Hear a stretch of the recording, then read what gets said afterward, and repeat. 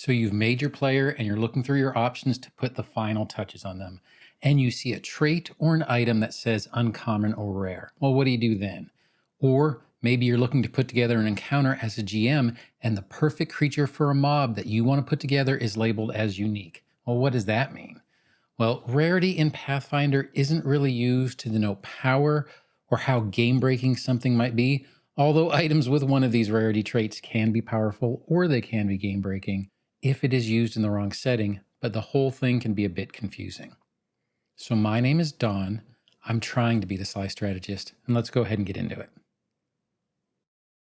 Well, the core rulebook states that the rarity system has two purposes: to convey how common or rare certain spells, creatures, or items are in the game world, and to give you an easy tool to control the complexity of your game. Uncommon and rare options aren't more powerful than other options of their level, but they introduce complications for certain types of stories or are less common in the world. Yeah, that's true, but I think a lot of the nuance gets lost in this kind of simple paragraph. There is a little bit more exposition in the Game Mastery Guide, but it still feels like it's a little bit lacking in some concrete examples of some of the potential situations that you may come across or come up with, and a player might not want to go look in the GM rulebook anyways. And with the Player Core Remaster coming out, the GM section probably isn't going to be in there at all, so they might not have any way to actually look this information up. Now, I will say this, and it is a fair warning, I'm going to be including some examples of rarity, and I've looked them up, but don't take my pronunciation as canon. I've tried my best, though. Now, with all of that established, let's take a look at the levels of rarity themselves. So, common elements are things that generally any player can have access to. It's easy in the adventuring trade to get, and they should be allowed to use them as long as they meet the prerequisites for whatever they're looking for. Could be things like bulk or armor or weapons, limitations due to class or proficiency. Uncommon elements are a bit harder to get a hold of, but a player character can usually find them eventually with enough effort or with choosing specific character options. They can also be things that are uncommon but can be obtained by tracking them down or hiring maybe an NPC merchant to get them during downtime activities. Now, rare items are explained pretty well in the GM guide. It describes it as like lost secrets, ancient magic, and other options that player characters can access only if you specifically make them available to your campaign or story in a way that makes sense. And this would basically be for the game master. And then unique elements are exactly that. They're one of a kind with emphasis on the one. The game master could and should have full control over whether the player characters can access them. Any named non-player characters are totally unique creatures, though that doesn't always mean the base creature type is unique. Now, there is a good example from the book that I couldn't find on Archives of Nethys at least, is an orc named Greytusk. She is unique, but not because her creature type is unique. She is just an orc, and it wouldn't be harder for the players encountering her to tell that she's an orc. It's just to know the specific information about her. But let's use an example that anyone can look up off Archives of Nethys. There is a disease called addictive exhaustion. It is unique, not because it's powerful, although it's a disease level 15 after all, but it's unique because it's only contracted from coercive spores, which is a unique creature in its own right from Monsters of Myth.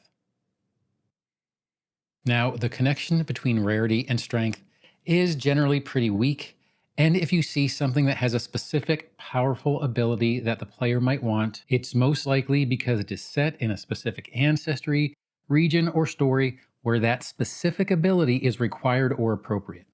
The better way to think about it is the rarity often relates to the ease of integrating them into a story, especially when there are options available for players. Let's do a couple examples. For instance, there is the Kashrishi rare ancestry, and who wouldn't want to play, at least in their base form, a small little rhino with empathic senses and a glowing crystal horn?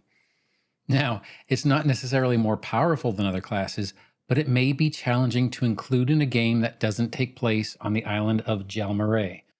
Although it's entirely possible to create a plausible storyline for it, without Game Master approval, the situation could become kind of complicated.